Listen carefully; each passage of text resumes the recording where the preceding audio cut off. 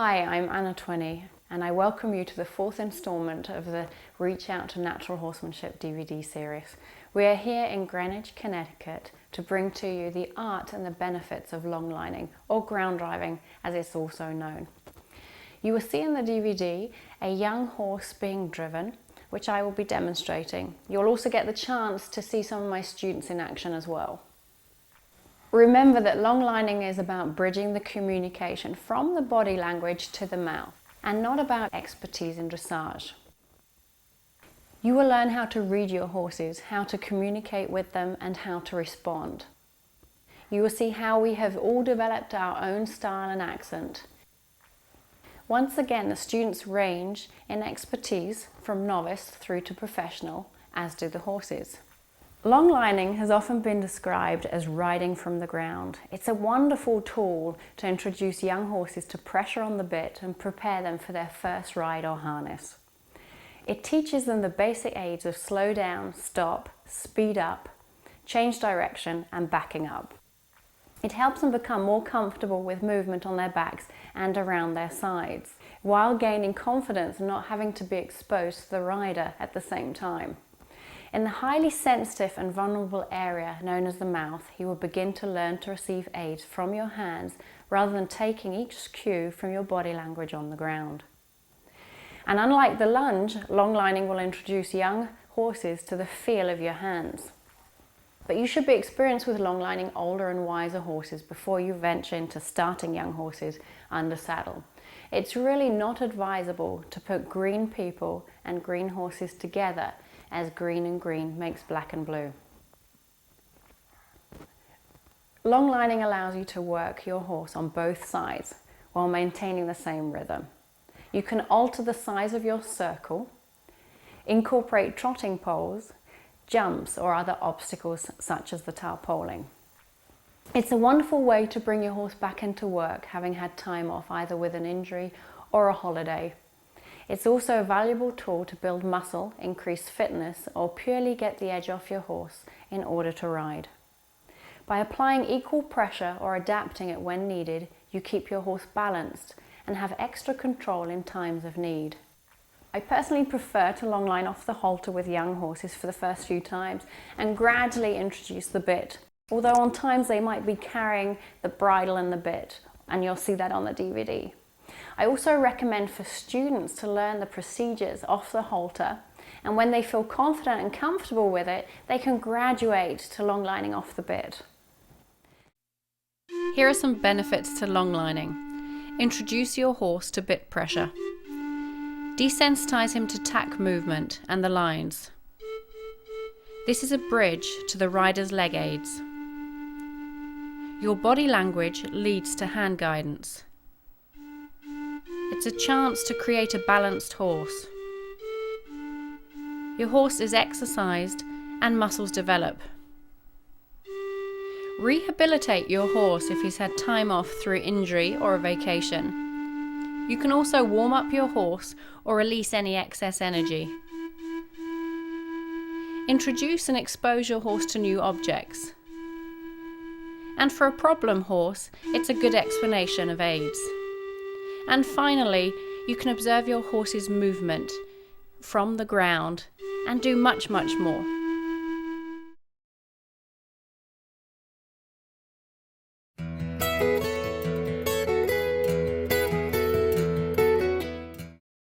In this portion of the DVD, you will see how to prepare your horse for longlining and techniques used to benefit both young and mature horses. Romeo has been started under saddle, and at the time of making this DVD, he'd been ridden for about a year. I actually chose him due to his sensitive nature, and also above all because I believed he'd benefit from the training session. Many points made in the demonstration refer to safety issues and also the tacking up of a young horse. I think it will benefit everyone though.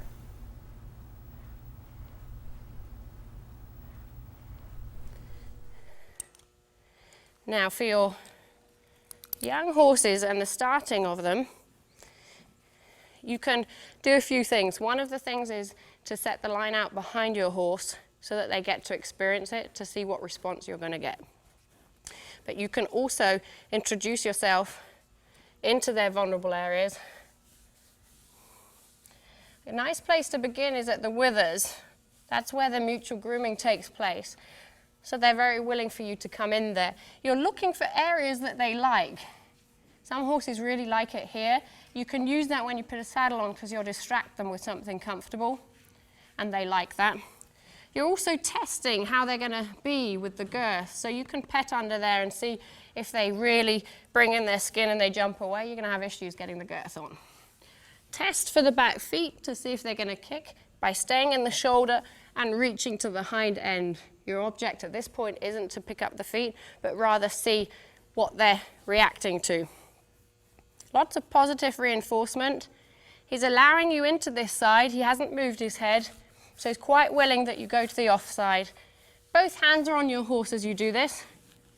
You're feeling for hot and cold areas, any abnormalities, any reactions. Once you've done this,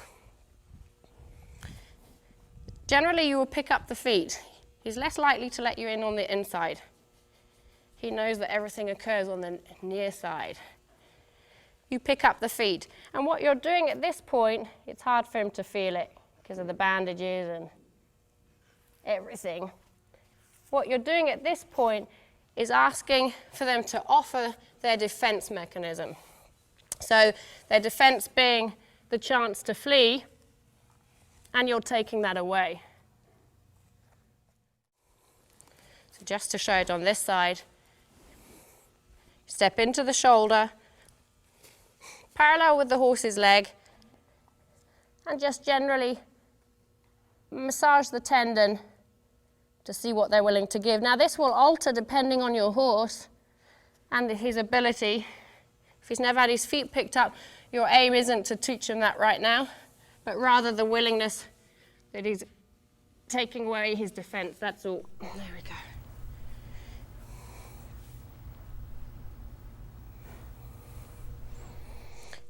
A few other things that you will be testing with the young horses is to see how they'd react with their head and their ears.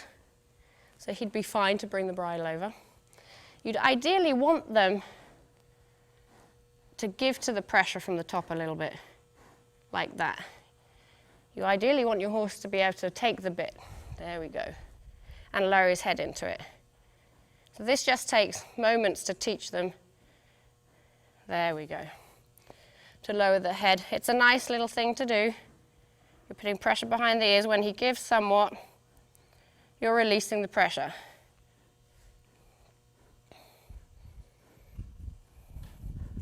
You can teach them to drop their nose to the floor. There. You also want to be testing how they are with the mouth. And you can just put your fingers in there and see, and that's fine. Keep your fingers in there till he relaxes his head down. If you remove your fingers when his head's high, if it's like that, you'll be teaching him to keep his head away. So you want his head to come down into you and then take your fingers out. We'll do that again. Bring the head round and about there, so he begins to offer. And you can do this on different locations. I like to teach it on the nose as well. I like to have my horses lower their head when you put the hand on the nose. And this is all personal choice, where you want it to be, how low you want it to go.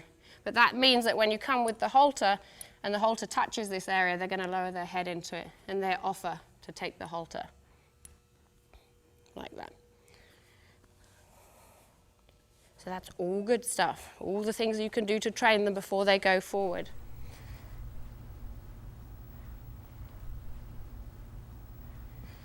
Once we've done the one side, introduce your horse to the tack out of the other eye. Make sure you can feel that elastic band between you. Making me run here, Romeo. So he didn't want to go the other way. I'd like to go the other way. I'd like to go left here a little bit. There we go. So I'd like him to see the tack out of both eyes. Here we go. He wants to go right again. Make me jog. So I'm working with him. I think it's more the location rather than anything, that he doesn't want to go over there. But he's seen the tack, so you're looking for them to be comfortable with it and also have the tack behind them so that they expose their rear end to it, somewhere where they can't see, and be comfortable with that. So they're not swinging their hind end around and really unsure, but you want them to move fluidly and comfortably around it. So we go into the next area. You're throwing your line out behind you, so in front of the horse, and that gets rid of it. You don't want the coils in your hand. It's a lot safer like that. So Romeo likes to be tacked up. Okay. He's going to step into the shoulder, be real close in the shoulder, and allow only a little bit of daylight to show. Once you've got the saddle pad on, you're going for the saddle. I've chosen an exercise saddle. This works for most horses. It's a good size. It's easy to handle. I've got extra long billets, so it fits the little ones and the large ones.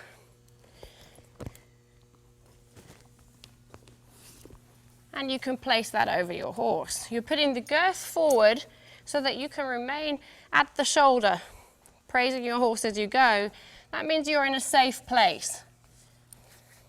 As you come around, you're slowly bringing the girth around, checking your saddle pad and the fitting of the girth. Generally speaking, if it goes down to the fetlock joint, it will fit nicely the other side, bearing in mind we have extra long billets. That's a good gauge to use. Try and come around your horse so that you're not interfering and constantly pulling on it, asking him to move his head and barging in him, but rather making a nice circle. So not only is he respecting your space, but you're respecting his. Now with the younger horses, you're looking to bring up the girth and keep it at the belly, and gradually bringing up the girth nice and smoothly and softly to a snug position.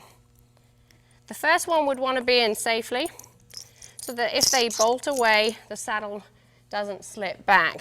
And then you can gradually adjust them so that you're comfortable with it. You can check by pulling your billets out towards you rather than putting your hand underneath. If they bolt away, you lose fingers. So you just check by pulling that. If there's too much give, you can go up another notch. At this point, you'd be sending your horse away so that he could explore the round pen with the saddle. I would just untrack my horses, young and old, to allow them to feel the girth. Just bring them forward a little bit. And that gives you a chance to read also. So we don't need to send him.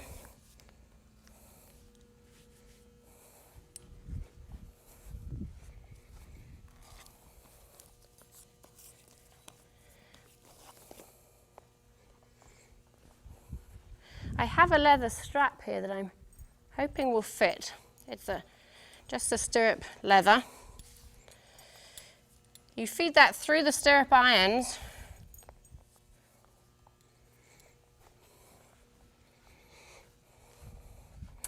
and that will hold the stirrups together. If need be, you can put a figure of 8 in there. So we have to be a little bit creative there and extend the leather strap. The leather strap is so that the stirrup irons stay in position and don't come too far out. You want them into natural riding position, natural leg action. And you also want to make sure that you don't get a foot caught in there if they were to buck with this. So you want to make sure that that's not too low down. You can, in fact, tighten it. So you can alter it and adapt it just there. Doesn't matter too much if the end of this strap is flapping around, because it can help for desensitization with a young horse. So you don't need to worry about that too much.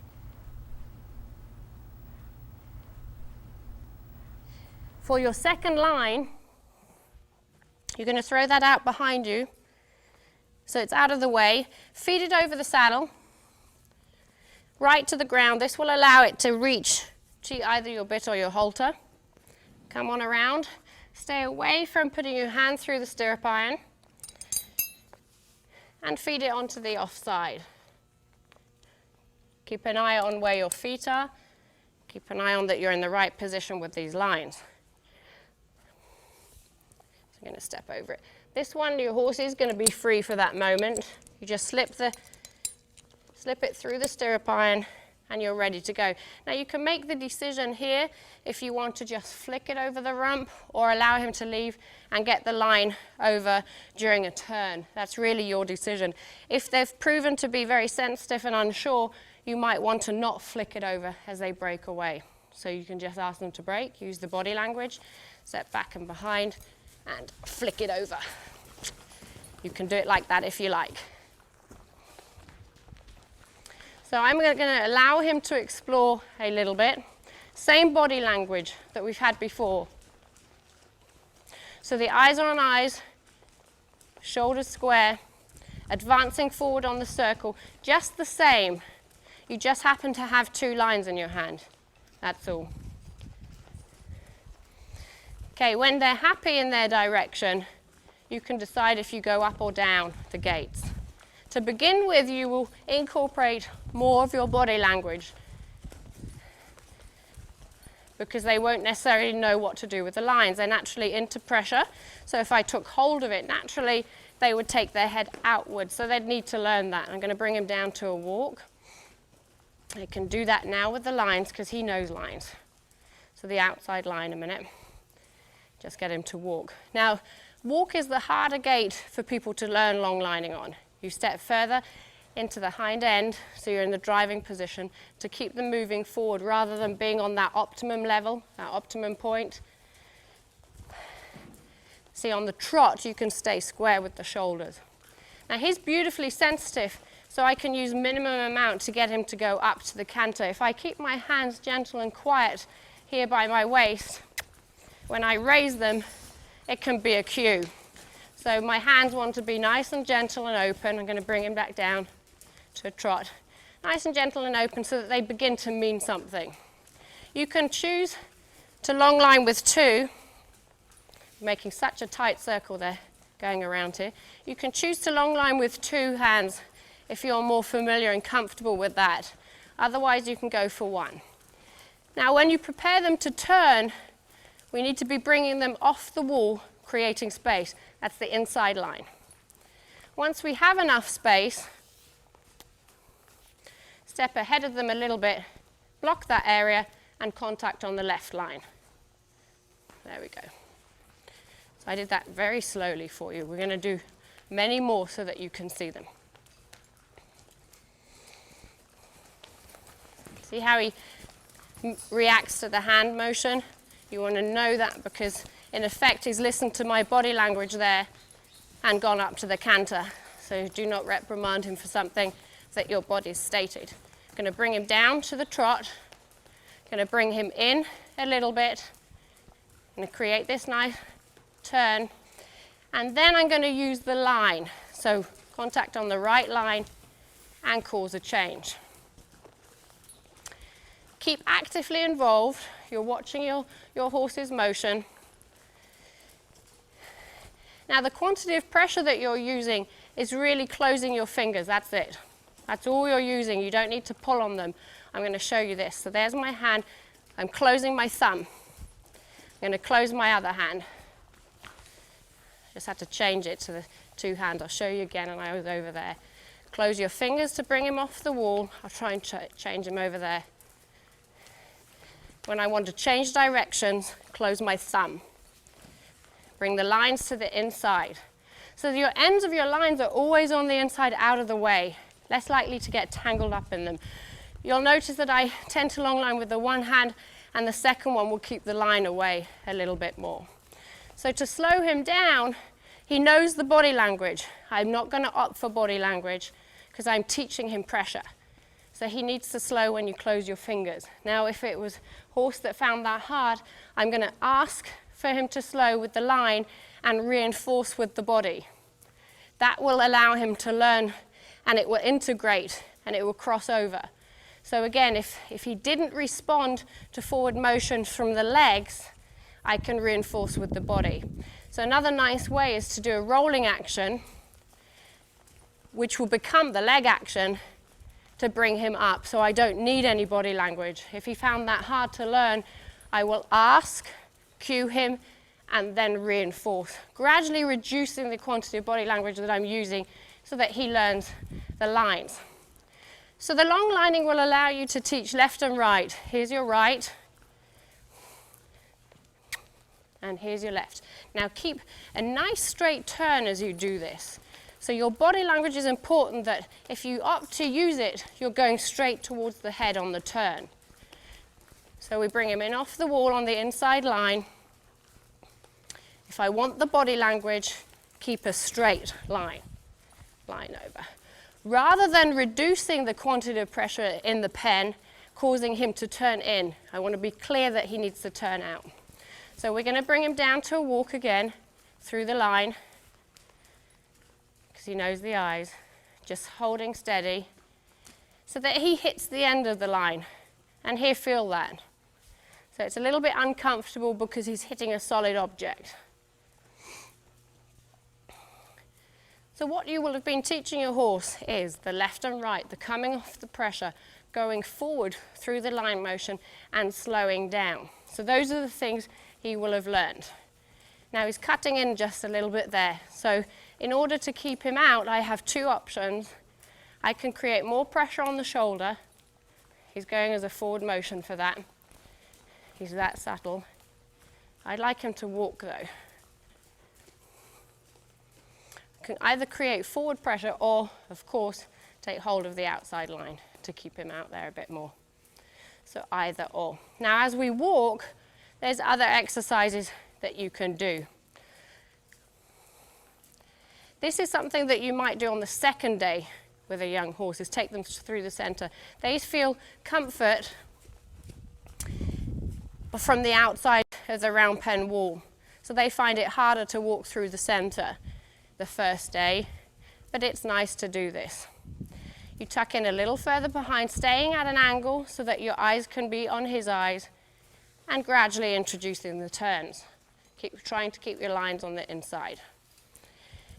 So if I want him to come in, the body language will be to tuck towards the hind end of the horse, take contact on the left line, tuck in behind him. He's going to be turning right, so I block left with my body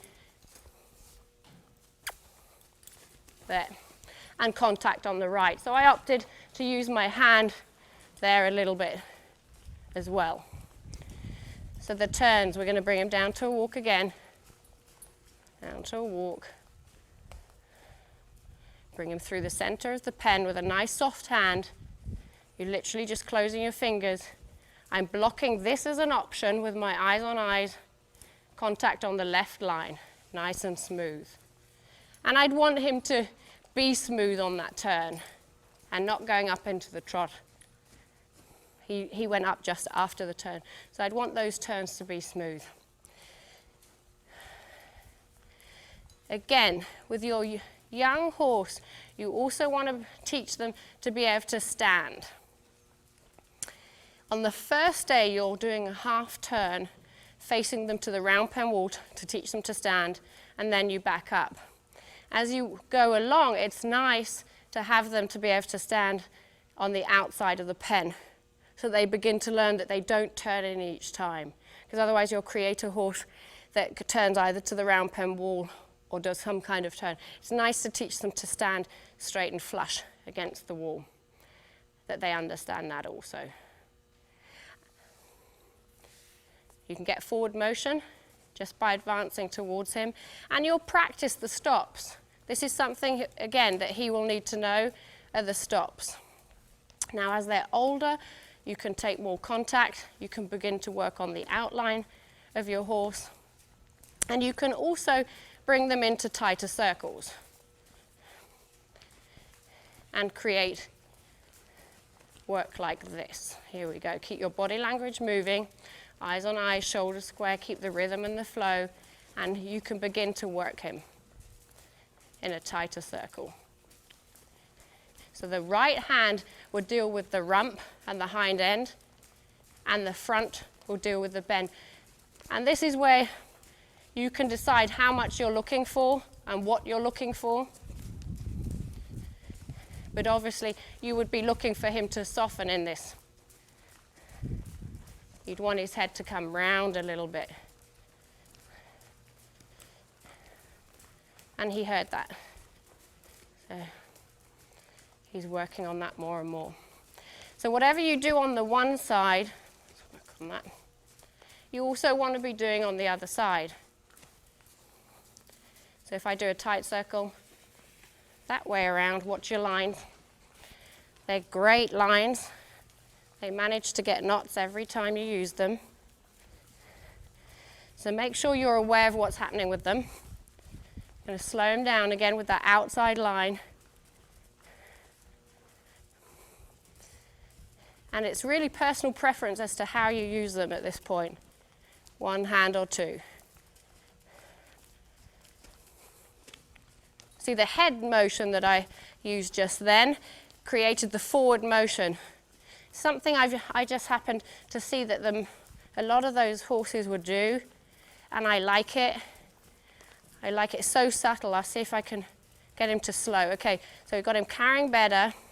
If I want my head motion, easily goes to the toilet. Here we go. Will cause a forward motion. So I tend to tilt my head somewhat more than most. I'll have it down with a deep eye contact. I can raise it to create a forward motion and send him out a little bit more. So again, that's just a personal accent. Here we go there.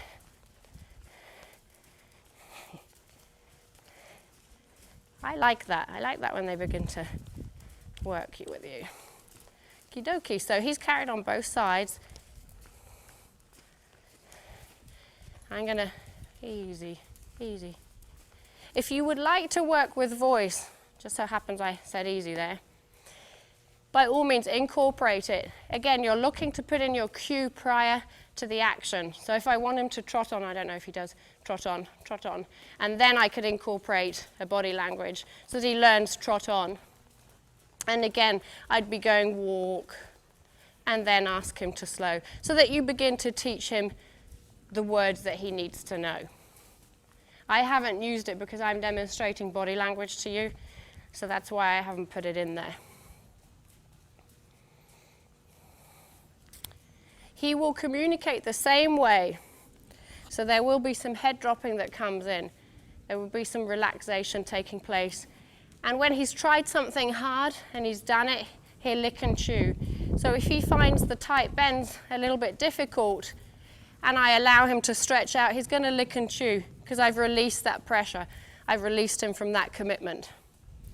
So begin to read that, see what they're capable of, and see if it's a hard lesson, when to begin, when to finish, if you need a break in the middle. We're going to stop him on this side too. Ask him to slow down. We like the stop. There we go.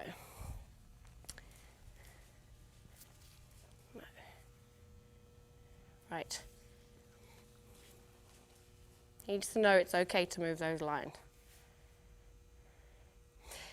Now the first day, like I said, you'd guide your horse into the round pen with the head facing to cause him to slow down and stop and back. Being an older horse, I'd expect him to be able to slow down and stop and back anywhere. I'm going to guide him about here. And we're going to stand there, Romeo. Good. Make sure your timing's correct on the release so you're not holding onto your horse. It's so easily done. But as soon as he begins to stop, you're releasing the pressure. Now, as I ask him to step back, try and make sure you're at a little bit of an angle so he can see you. He's opting, because I'm slightly to the right, to look to the right. As I ask him to back, because he's looking to the right, I'm going to coax him with the left hand first to back, to straighten him up. And I'd expect I'd expect Romeo to be able to back. He doesn't think he can, but I would expect it. There. So on your first day, you might just get one step. He's a little bit concerned back here. And you can improve on this. There, that's a little softer. And get them backing longer and harder and get them to come round with the head and all that good stuff. Let's just get that. Good boy. Okay, once you've stopped, you can drop your lines. If you're not comfortable with that, keep hold of one of them. But otherwise, feel free, drop them. You'll come in at the side that your horse is facing because he has that awareness that you're there. Come in over here. And the first line that you take off is the first line that you're going to place onto your horse for safety. Take it through the stirrup iron and place it onto your halter so that you have something, old or young. Take note that I've wrapped, see, in case they spook. So my lines are wrapped up back there. I'm going to take this one off, come back to the near side. I'm aware of it. He's aware of it too, because it's going to touch him in a minute. There we go. And we ended in the center. But the center is a good place to finish. There we go. He knows that as a comfort zone. And he knows it as a place of rest. So we continue to provide it like that. Throw your line out behind. The last thing that went on your horse is the first to come off. So if we had a bridle on, at this point the bridle's the one to come off. And then you can take off your stirrup iron, stirrup leather. Here we go.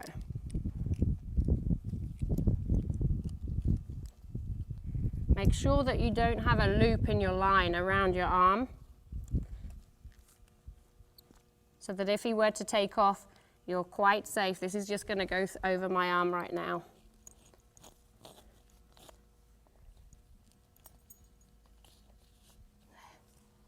And this can dangle if you like. It's personal choice if you want to bring up the stirrup iron on this side or if you want to keep it like that. It's also choice if you just drag the leather over the back. Something that you'll gauge depending on the reaction of your horse.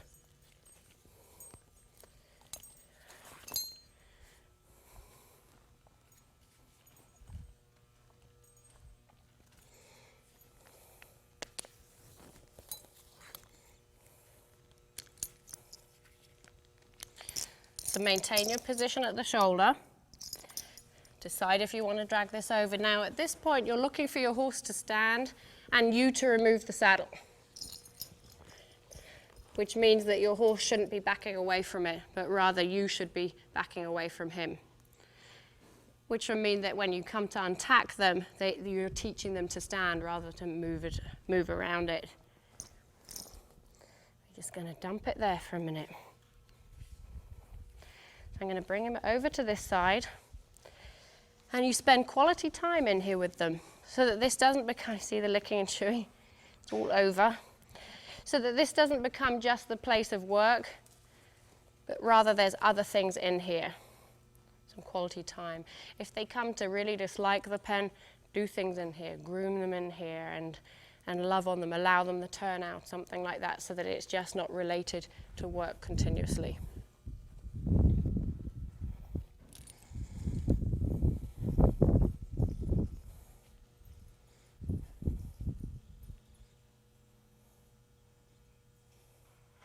The quality time is their time. So at this point, you're not looking to ask any questions, which means, like I've just done, eyes on eyes, and I'm going to walk away. It doesn't matter if he doesn't follow.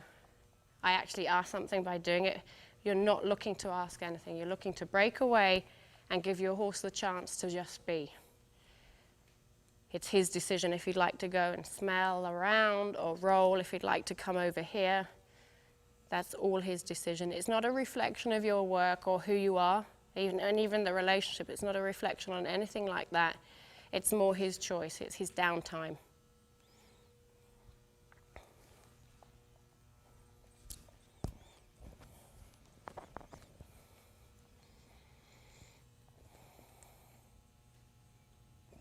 In order to create that breakaway, you can use the same body language as before, put your eyes on eyes and step back and away. Rather than going into a curve and inviting them to come, you're looking to break it.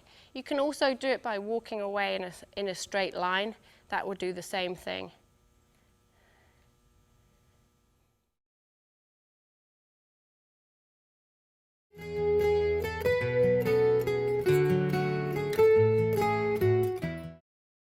For now, horses have 6 zones that we're going to be talking about.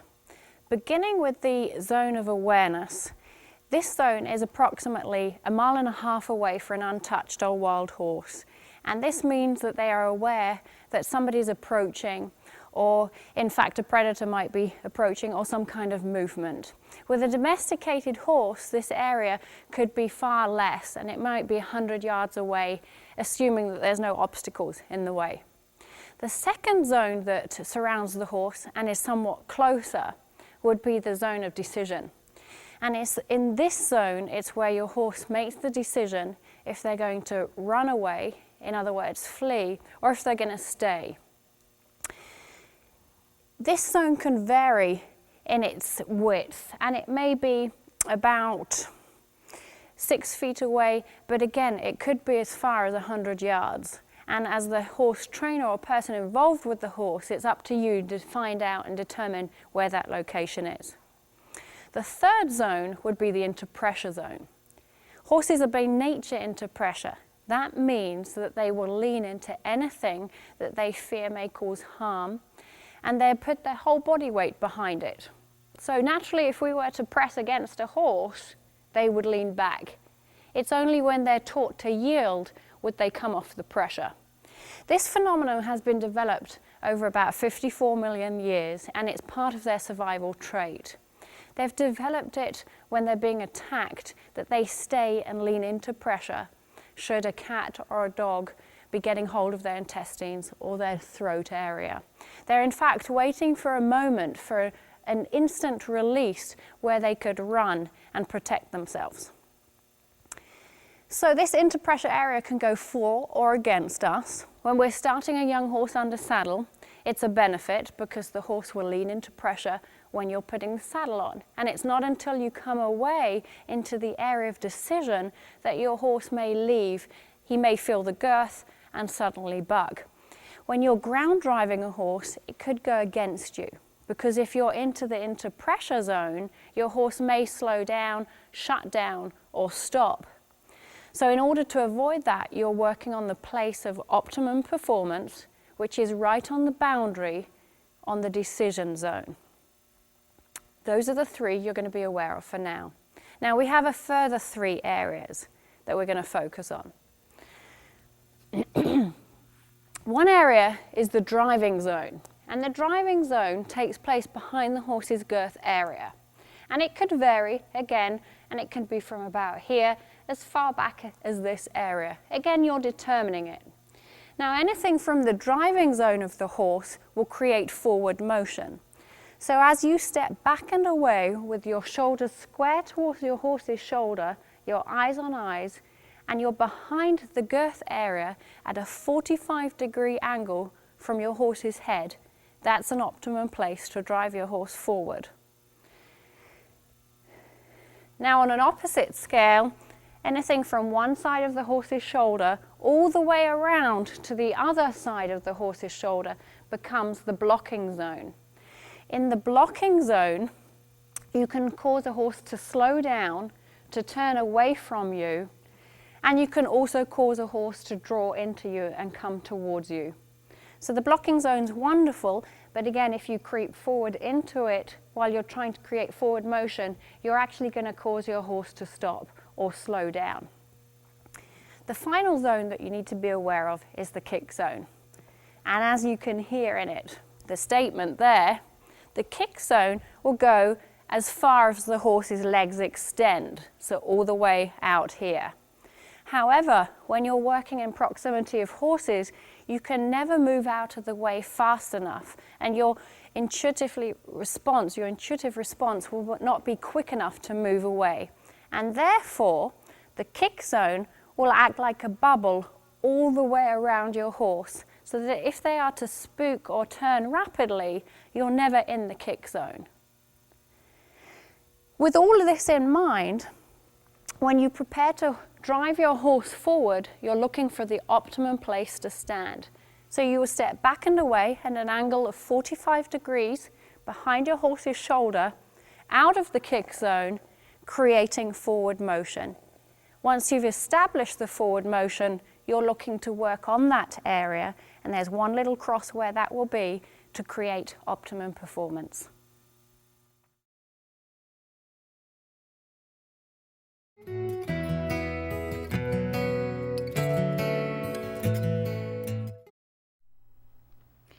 You're about to see Savvy, a thoroughbred gelding who attended the last day of the 3-day clinic, as his person felt that he was somewhat bargy and disrespectful. His personality shines through during the reach out process. Reaching out to your horse is the foundation to all communication. It takes on many forms and occurs in many different locations. In his home environment of the paddock, the stall, the arena, or the round pen. By adopting the horse's communication system, we're able to create a trust-based relationship built on mutual respect and understanding. And again, we're going to explore 1/4 to 3/8 of a mile, both directions. Going to keep him up. I'm right on the bubble. If I step ahead, he'd turn. If I stay here, I'm getting the optimum performance. You can see if I close the distance, he will speed up. So if I get closer, he'll speed up. If I drop my shoulders, especially the right one generally, he will slow down. See that? I bring my shoulder up, he'll speed up. So notice the drop of your shoulder. If it's back here, you'll slow him down. If it's forward, here we go, speed up. The head, use your eyes for the connection. You can use your head to create forward motion. It's what they do out there. It's about appreciation of character, taking responsibility for one's actions, and creating a place of safety. It's the beginning to all success and will aid in improving existing relationships, embarking on new partnerships, and assessing character and health. It has enhanced relationships at the highest level of competitions and different horse disciplines throughout the world. Or allow him a chance to hear it if he'd like, and I'll put the eyes back on his eyes, keeping the rhythm going. I'll acknowledge the communication that he's giving and allow him to slow and put my eyes back on eyes. From here you can lead into starting young horses, problem solving, improving ground manners, and teaching to lead or load, just to name a few. Creating this trust-based relationship with your horse can be a magical moment where you feel that true unity.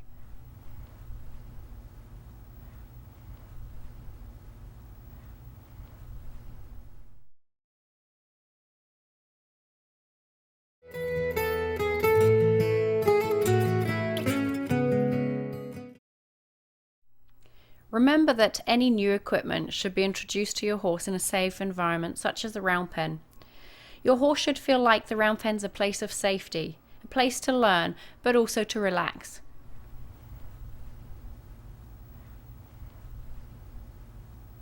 It's a great place to introduce your horse to long lining techniques.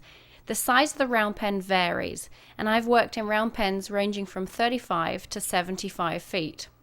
I'm most comfortable in 50-foot round pens, and I found this to be a suitable size for most horses.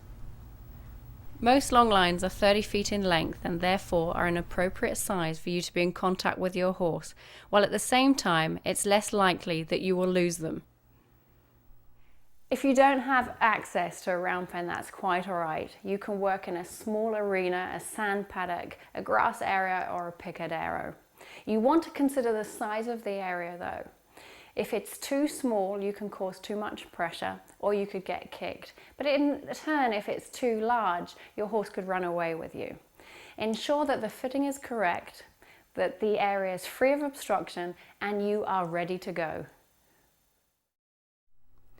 The equipment you need depends on what you would like to achieve. In its simplest of forms, you really only require a head collar and 2 long lines. You could add a pressure halter, surcingle, which is also known as a roller, English or Western saddle, bridle and a leather strap. You may also consider placing boots on your horse's legs if you prefer. For your own safety, you should consider wearing a hard hat on the ground, and you may also want to protect your hands from rope burns by wearing gloves. I keep this option open to my students, as I like to feel the rope through my fingers. However, if you have soft skin, I would recommend that you wear gloves. Now let's look at how to get started. On the Reach Out to Horses clinics, we begin by long lining one another. This gives you the chance to practice holding the lines, positioning yourself, and using your body language. As the horse, you begin to feel what it's like to listen to aids and how important timing is. I will often suggest to students to close their eyes so that their other senses are heightened. If you need to smack them a little bit, but what you're going to drive them with is your body language. Right. Yeah, give him a little wake-up call. He was drowsy. She's doing this way, what does she mean? And so I stopped, and yet she was really, had asked me to move on. So you are still in charge of the speed, still in charge of the direction. Okay. And I'm just going to come in. There, beautiful. Good. That felt so much better. You can really tell when someone with experience is driving you. Well done. And if they will back up to you, because they don't like backing up into what they can't see. Okay. So if you ask them to back up. I can feel the contact that I never gave you. 100% attention. You have a nice contact on the reins. Perfect. Now you want to go to the right.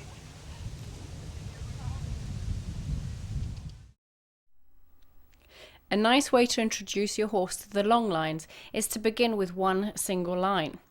This introduces him to the lines around his body at different angles, allowing him to investigate and respond. He figures out that he does not need to be concerned. It enhances your ability to move him forward as the line begins to touch his hocks. There we go. That's what we wanted.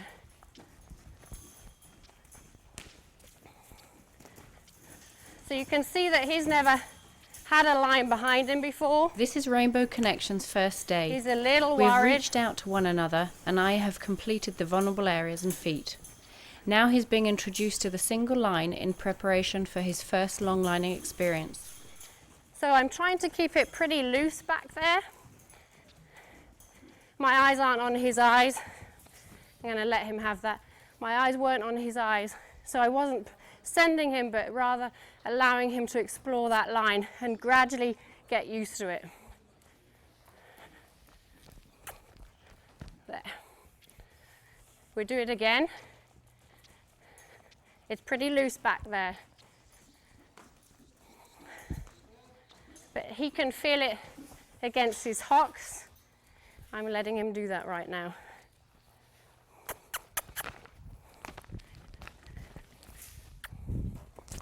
Good boy. There's my opportunity. You want to do it on both sides, left and right. I'm going to try and get further back here. Yeah, good boy. Just to give him a bit more of a chance. There. So you can see his ears moving now at the front there. So the ears locked on the near side and the other one was moving. So the attention wasn't just on the line any longer.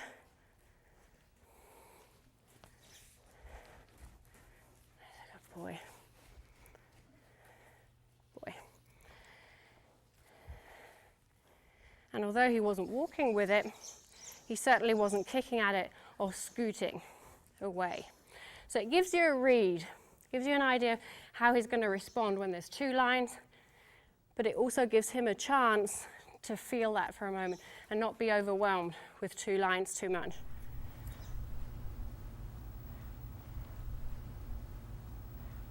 Rainbow Connection experiences the saddle for the third time. He has explored the feeling of the stirrup irons and is now being introduced to long lining through the body language. Keep your eyes on eyes. I can still direct him, so I can turn him left from here by being on his right. I love doing this exercise. So he's choosing left a little bit now. Shoulders square, eyes on eyes. We're going to turn right by blocking this direction. This will help him because he hasn't turned away, remember. So if I want to bring him through the pen, tuck him behind him more, eyes on eyes, shoulders square. He knows the body language. Going to turn left. Be clear on that. He was questioning if he should turn left. Going to go a little bit straighter now, a little straighter, and hopefully turn right. Good job. So I'm going to guide him somewhat as to what we're going to be doing with our long lining. And that was a really good idea because he hadn't turned out. So now he's turned away a few times to the right. So again, to recap, if I want to bring him off the wall, come closer to the hind end, keep your eyes on eyes to communicate that. We're going to turn left. I block right to do this. He's going to do a nice, smooth left turn. Good boy. Keep him moving forward. If I want to manipulate shoulders, stay closer to them. If I want to turn him right, we block the left exit. Okay, so he's doing that really nicely. Also gives him a chance to digest again, digest the information, calm down. He's walking. And I'm going to go ahead of him. He's probably going to turn left. If he questions it, I'll invite him in because we're done with that. Okay. Ready for the next bit? See if he comes this way.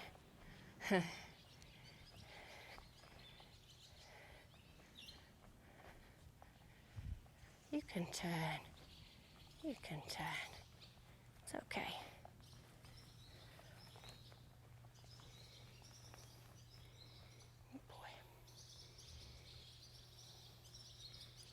It's okay.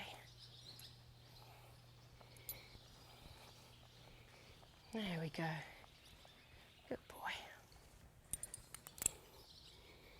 So we're bringing back to the center of the pen again to keep this nice and calm. Will aid us with the tacking up and the untacking. Good boy.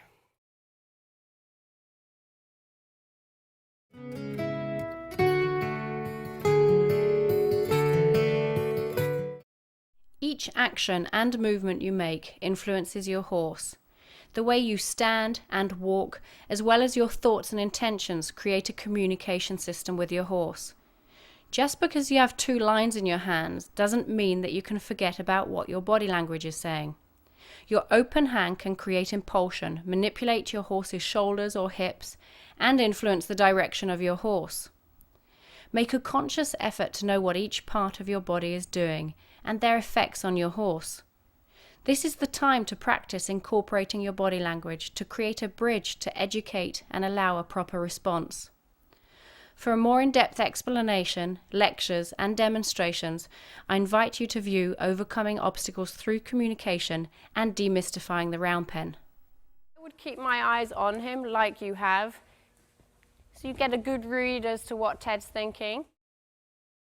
In this next clip, you will see Ian ground driving Ted. He's requesting serpentines through the center of the round pen when he accidentally drops the line. Notice how he maintains his position, keeps moving forward, and without hesitation picks up the line and continues to communicate with Ted. There's no need to panic, these things happen. Your properly adjusted equipment and the way the lines are mounted on your horse generally don't invite undesired conflict.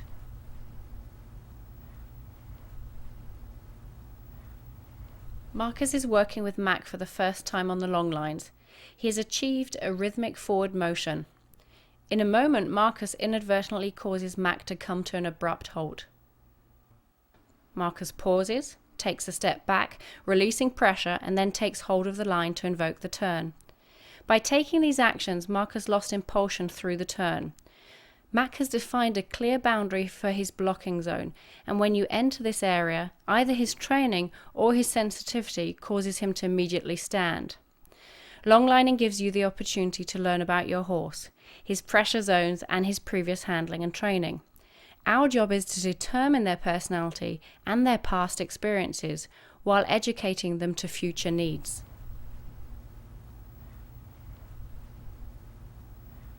Just moments later, Marcus comments about Mac while directing his attention onto me and intuitively notices his positioning. He instantly makes an adjustment, keeping consistency and flow. It's knowing that if you step ahead, you can cause that, and knowing how to create the impulsion forward from that point. Yeah.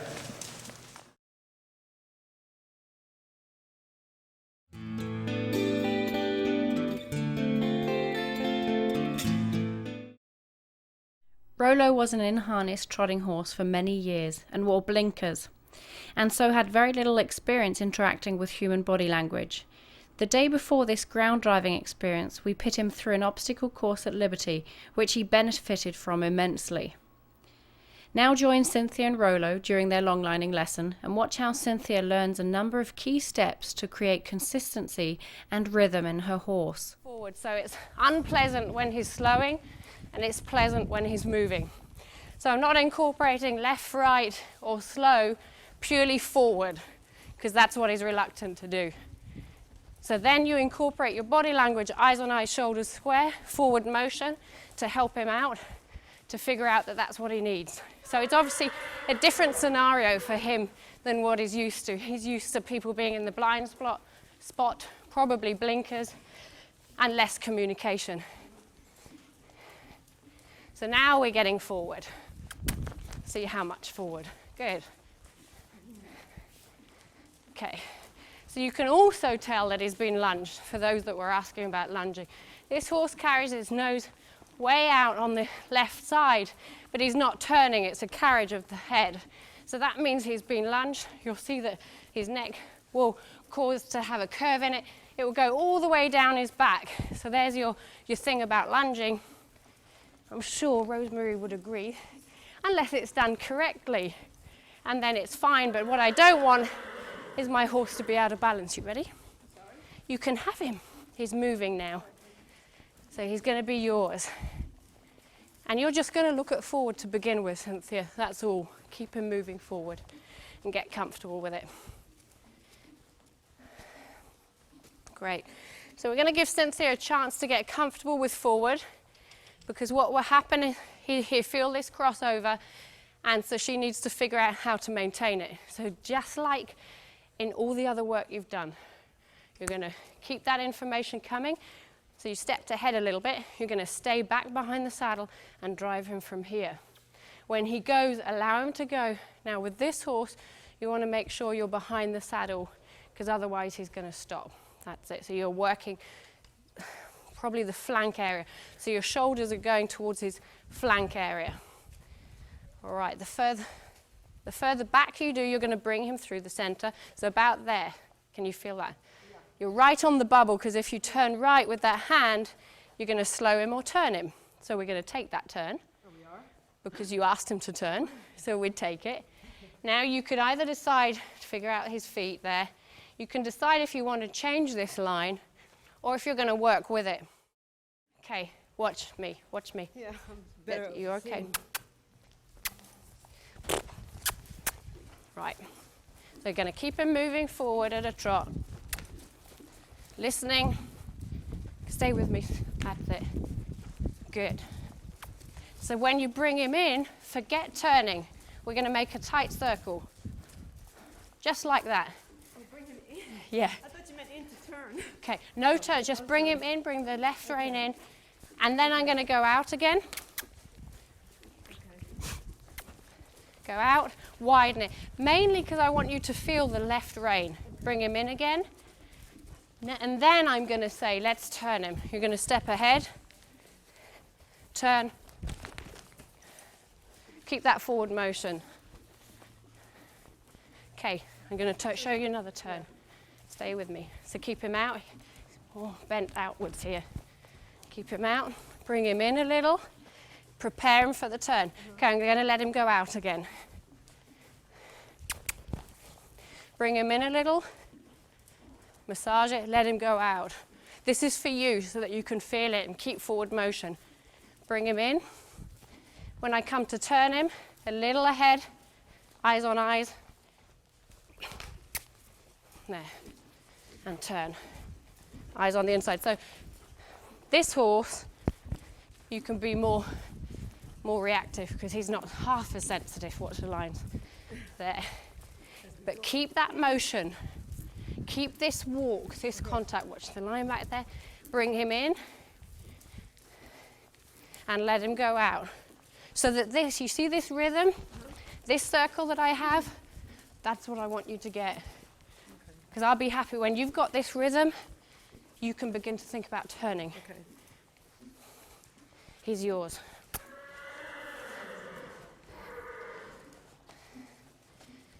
Excellent. Now keep that going. Just play with the massage. Good. Keep him out again. What it means is that you're able to take hold of the rein and let your legs work. What happens is people take hold of the rein and the legs stop. So you're working on your body and saying, although I'm holding you, I need my feet to move. You're doing well, you're a visual person. Yes, I am. That's perfect. And again, bring him in. Okay, keep him moving. Perfect. Next time you're going to bring him in. Now, you step ahead, contact on the right line. Walk towards his head, contact on the right line towards his head. Pull the right line, advance towards him, create forward motion. Well done, Cynthia. You've got it.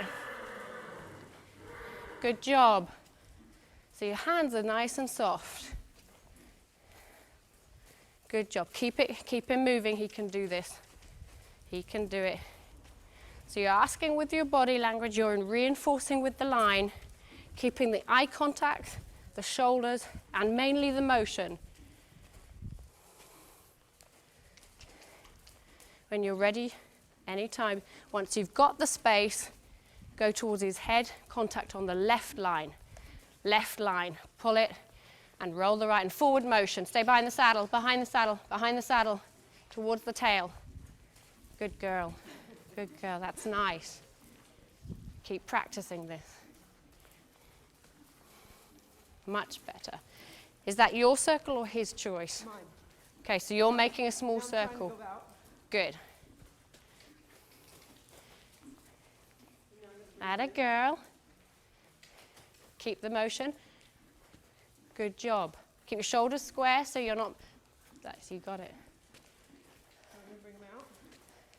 Push him out. Use your rear line as well to move those hocks. And if you need to, roll the shoulders. Roll the line towards the shoulders. I don't know what you mean by that. Um, I'm sorry.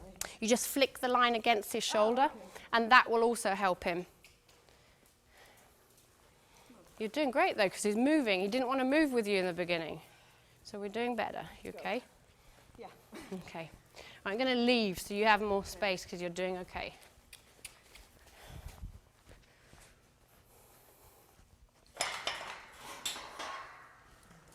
So work on the size of the circle. Keep a nice, large circle. Keep moving forward now, Cynthia. You're doing it so well. Keep your rhythm forward. Keep your rhythm forward. Keep it forward. Always walk on the spot or forward. Keep walking. Stay focused. Stay focused. You're doing just fine. Now get him into a trot because he's finding it easier and so are you. So let's work at a trot to begin here. Increase the size of the circle. If you find the body language a little difficult, use that right line to pull him out. So that offside line. Just if you were riding, imagine yourself on his back and you'd pull the right line. Just see yourself on his back. See, the left one will move his flanks out and the hind quarters out, and the right one's going to pull him out. That a girl. You're coming, you're coming. And when you go for the trot, make it happen, if that's what you're thinking.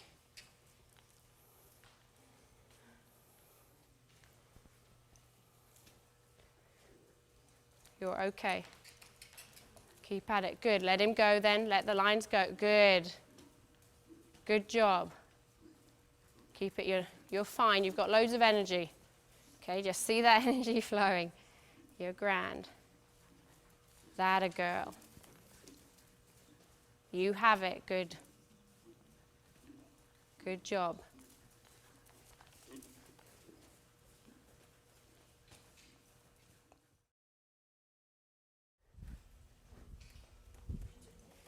Once he's going forward, let him be, so that you're not using the lines once he's going forward. You only use them when you need them, about now. When you see him relax too much, ask for the forward motion. And then when he's moving, you're not reacting in any kind of way. Atta girl. And walk forward, walk forward, walk forward, walk forward. Good. Behind the saddle, behind the saddle. Atta girl. There. You're fine. That's it. When he's walking, just let him be. And I would suggest that in a minute we round it up because you are getting tired, so that you can, so that you stay focused and it all stays together, and you find a place where either you walk around for a little bit or you back him up. Either it's nice to finish them on a little bit of a walk. He pulls his head, and that's fine. You can do no damage on the halter. Look at the anxiety level, though. So he knows how to back.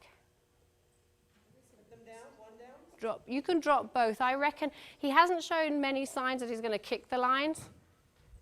So you're going to be safe to drop both. Good on you. Tips to moving your horse assertively. Keep your shoulders square. Place your eyes on your horse's eyes, where applicable. Stand upright. Walk forward with confidence.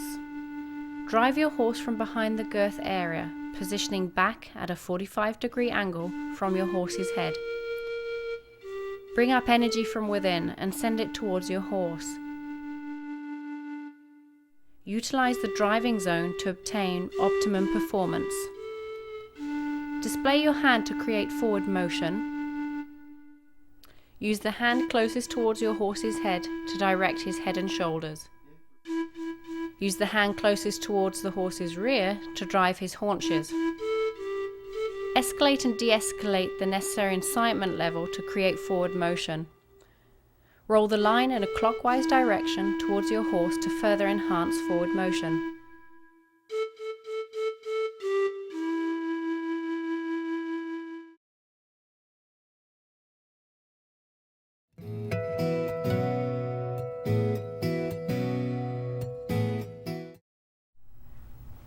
Creating turns can be somewhat challenging. With the additional complication of holding long lines, quite often students forget the power of their body language. These guidelines will help you turn your horse in both directions fluidly while maintaining impulsion. Follow Freddie as Casey teaches him to gain a connection and improve on his body language and eye-to-hand coordination. Freddie has the additional challenge of translating my coaching into Spanish and subsequently into body language. And yet his determination to try, matched with his compassion for horses, is most apparent. But he keeps moving when the circle's small. That's it. Keep the circle, make it small. So he's massaging, just massage that inside. There, keep the motion and massage the inside line. Keep it small. Okay, Freddie, get ready to turn him. When you're ready to turn, step in front and contact on the right line and go forward and go forward. Okay. Can I show you a turn, Freddie? Can I, just so it helps me?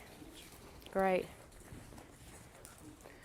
Just watch because I want you to see the positioning where I go. Just watch this line.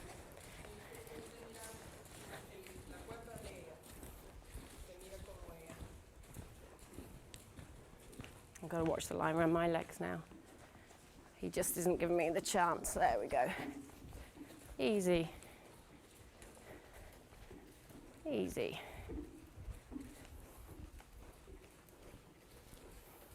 Just want to get him listening here.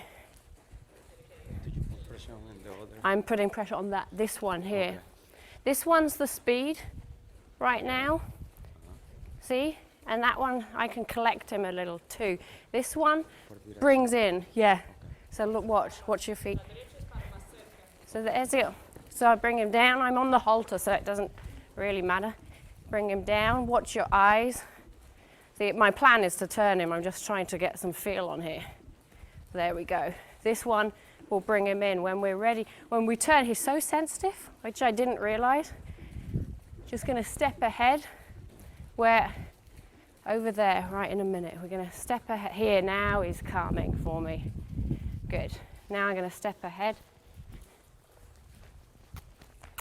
There. Gotta watch these lines again. Good. You wanna change direction again? Nicely at a trot. Just walk over to the head. Easy. And follow through with it. You want to try that again without me? So when you go straight to the head, okay. Easy, easy, easy, softly. So on the turn, Freddie, let's just slow him down a minute. Just ask him to stop. Okay. When you turn, good boy, Casey. What's happening a little bit? Give me these lines. Just watch. Sometimes when you turn, you ski over here like a water ski, round. Can you feel that? Master. No. Right. Oh. So when you come in, instead of going round like that, you'll go straight to you see that post? Because his head's going to be there by that point. So you go straight. And when you go straight, you take this with you. So you go straight and you take this with you. Just that a boy. And you stop. Just because we can. Okay? Okay. So not, hey, Casey, wait. So not so much around like this. On this side, what you're doing is coming around here, like this. Okay, so you're not doing that. So now you're aimed straight towards there. So you go that way and take this line with you. So this becomes short, and he has no room right now. But this becomes short, and we're basically blocking this. And you're saying, not this way anymore with the body, and the line brings him round. So it become a cleaner turn. Okay, yeah, let's try that. So let's check out these knots, because we do nice tight circles. There you go, sorry. Try to trot is best.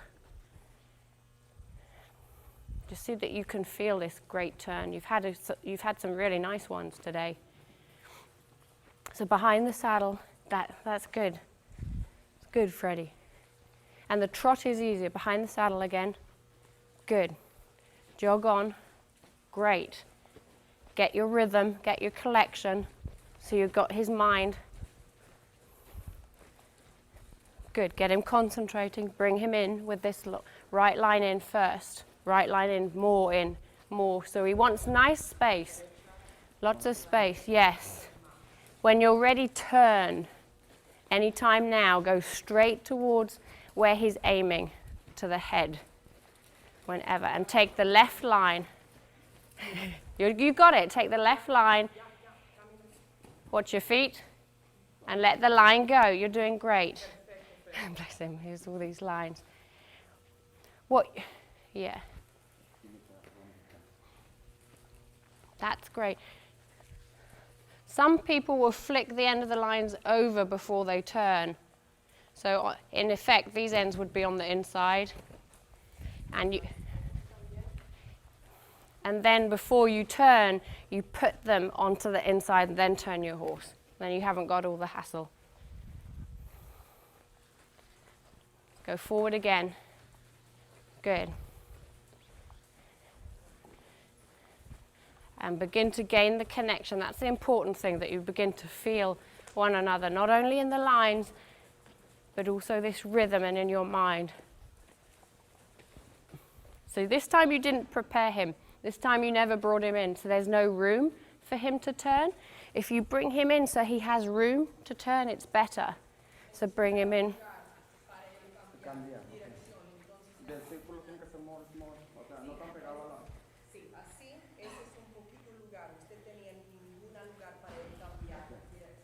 That's the other reason you're bringing them off the wall, so you have the space for them to turn nicely.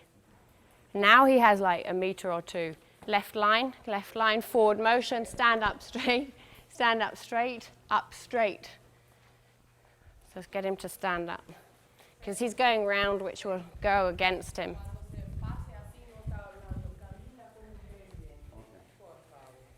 That's cool. It's coming. It's looking nice.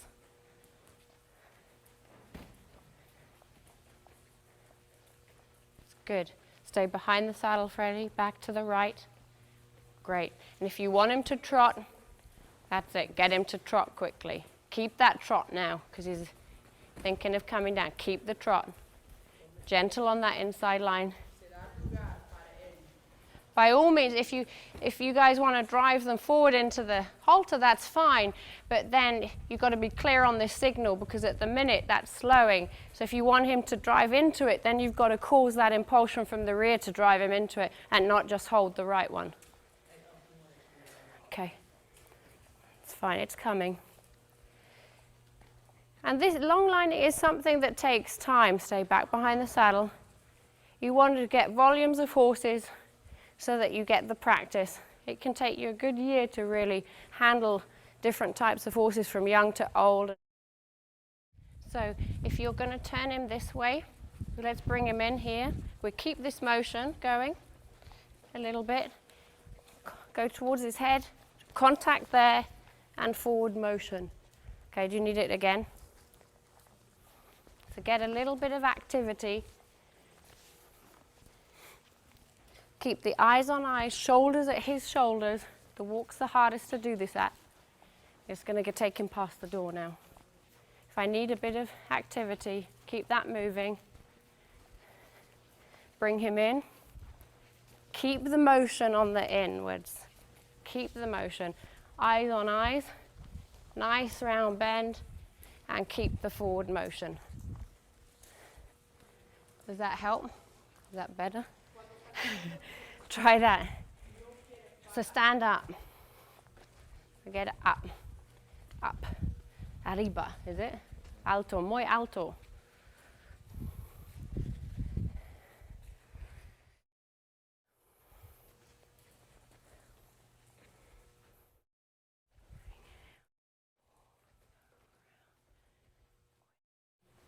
That's better there. Wait there, he hasn't turned. Good. Now go back into position. That's better. That a boy. And then keep him walking forward. Stay behind the saddle. So keep a little bit more faster. Poquito rapido. Keep him moving forward, forward, adelante. Good job, Freddie. That's better, right? Es mejor.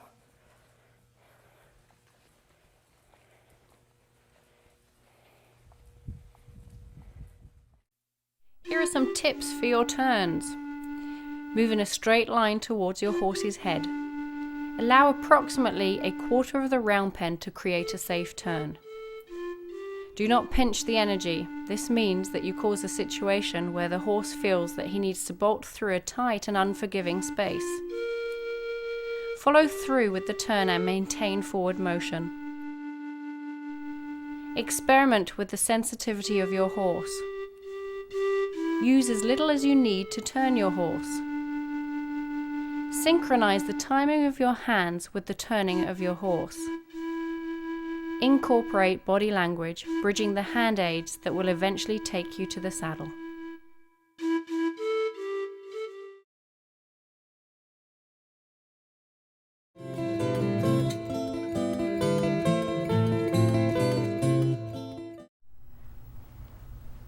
When your horse has learned and accepted the basic guidelines of longlining, it's a good time to introduce them to an obstacle course. Longlining him over poles, tarp, through chairs and around scary objects adds another dimension to his education. All horses in this DVD have been introduced to the obstacle course both at liberty and in hand. The outside stimulus and open spaces provide a whole new classroom for your student to learn in. New challenges lie ahead as they approach the obstacle course within the elements and nature. An unexpected gust of wind or noise will bring in new stimulus and distraction, so it's important that you are proficient in speaking the language of equus while using the lines. Let Patricia share with you the relationship that she has built with her gelding Black over a number of years. Patricia has been studying natural horsemanship for over 5 years now and is very proficient with both body language and the handling of horses.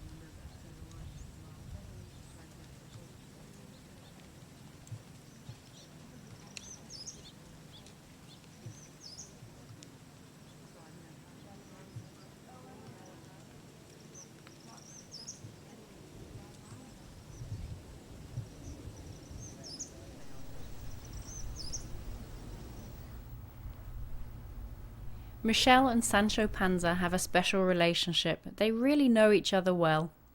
Michelle has chosen to longline him with a pair of short long lines. Notice how close she is to his hind end. I've seen a number of people choose to longline at this distance, but I do not recommend being this close. Stay out of the kick zone. Although you trust your horse, it's the outside stimulus you need to be aware of, as they remain flight animals. Keep a safe distance and allow enough line for you to have an appropriate response, for everyone to stay safe and for you to bring your horse back to you should he decide to bolt. We ended up exchanging the lines for a longer pair, and shortly after we did that, Sancho spooked. Michelle was able to feed him some line, giving him a chance to respond, deal with his concern, and then trust her enough to slow down and regain his composure. You will see her bring him back onto a small circle to regain his attention and focus.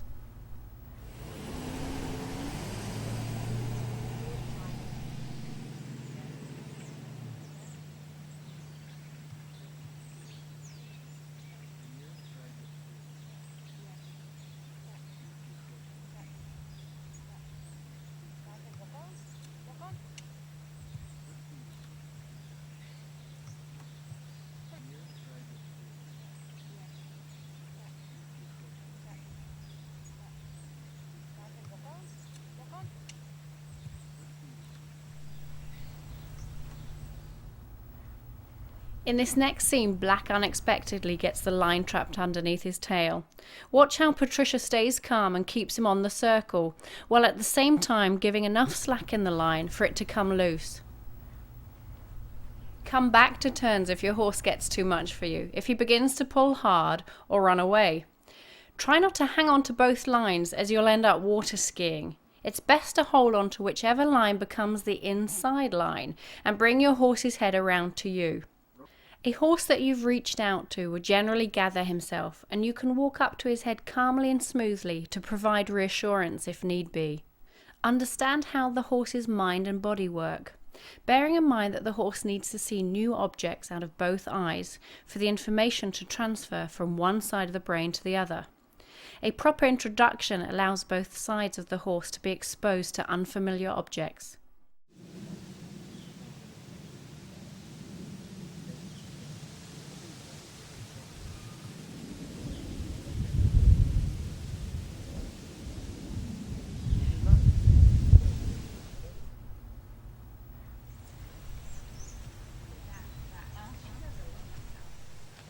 Black is cued into Patricia's body language, and as they work together you will see only subtle movements guiding Black over poles. Patricia provides both hand and body language guidance to create a flowing two-way communication system.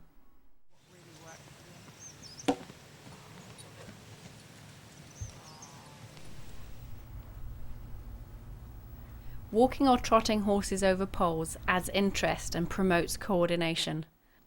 He learns to think for himself, place individual feet, take direction from the rein, and stay in rhythm and balance. You may be surprised at the number of horses that don't know how to place their hind feet. In order to optimize their chances and accept your guidance, allowing for a quality response, give them the necessary encouragement, stay calm, and guide them through the obstacle course. When they're about to perform, stay out of their way.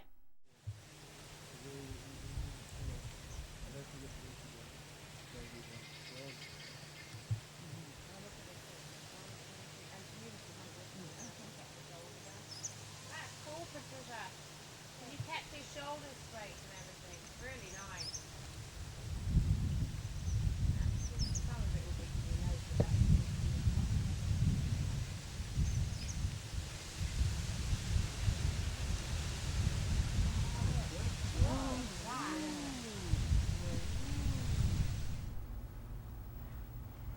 A pull on your horse's mouth can be 1 ounce or 10 pounds.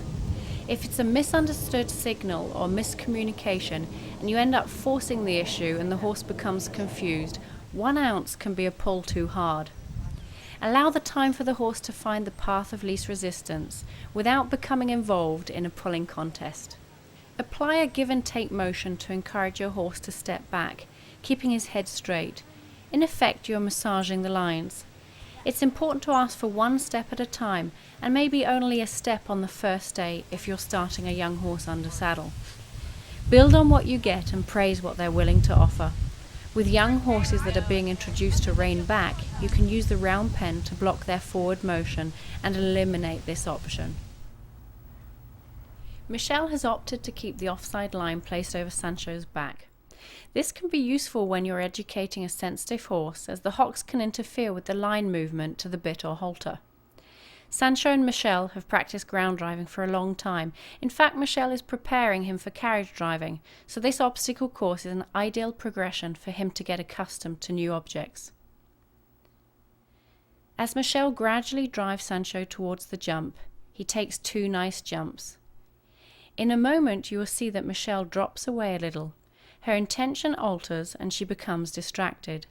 At the same time, she has wandered in front of the girth area into the blocking zone, and Sancho turns in towards her. By the time Michelle requests forward motion, he's turned in all the way. Try to catch the change in your horse's eye, then the ear, which is turned towards you, followed by his neck turning inwards. All these signs will give you enough time to react and request forward motion. With your hand closest towards your horse's head raised, you will block your horse's vision and ask him to stay out on the circle.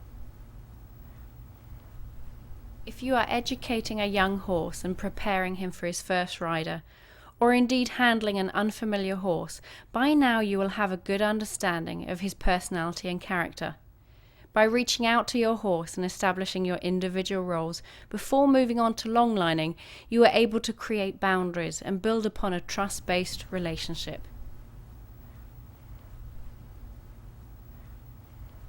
By watching your horse move in both the round pen and also outside, you've gained useful information as to who he is going to be under saddle. It should be clear which side he favours, how sensitive he is to body language, and how he likes to converse. You will have determined his ranking within the herd, displaying his confidence level and how he approaches and accepts new challenges or adapts to certain situations.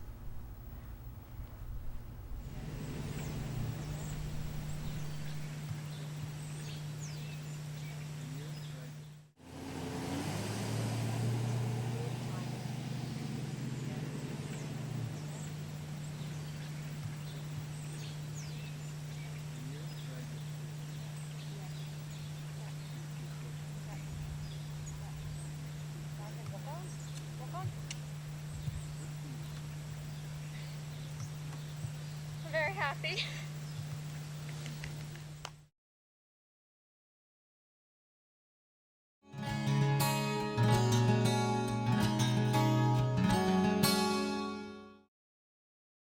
I encourage people to finish their sessions with quality time for their horses.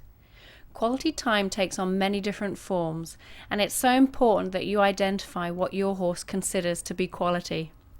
For Rolo to just be for a moment and then wander over to Cynthia and want to be in her presence was a wonderful compliment after an intense session for both parties.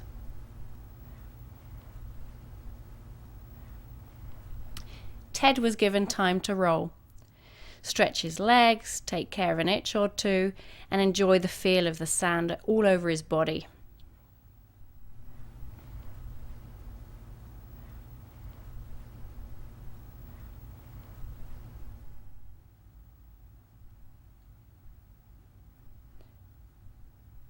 After a quick shake, he wanders off, taking in the different odours in the area. He obviously smelt something peculiar while he was there.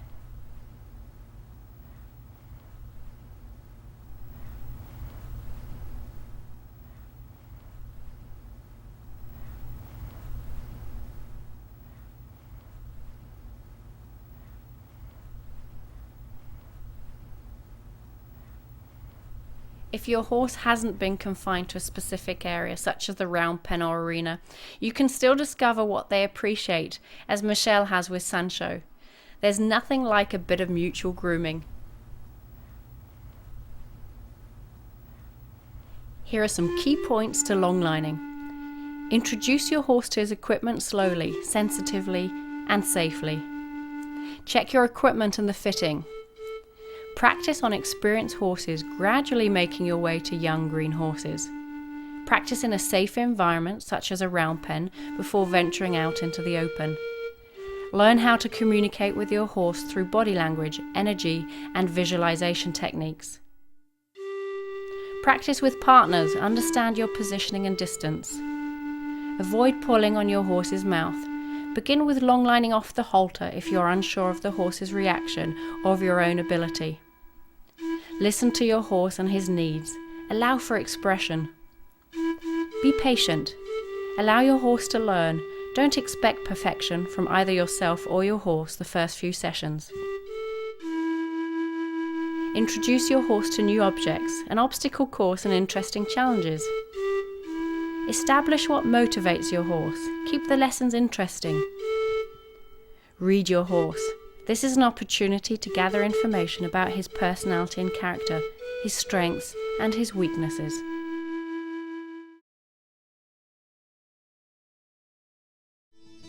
The experience of making this DVD series has inspired me to continue to create further educational material.